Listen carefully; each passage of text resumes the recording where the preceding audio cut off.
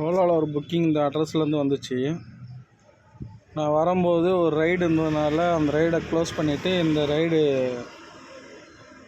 போகலான்னு கஸ்டமருக்கு கால் பண்ணால் ஓலாவிலேருந்தே வேறு வண்டி வந்துருச்சு,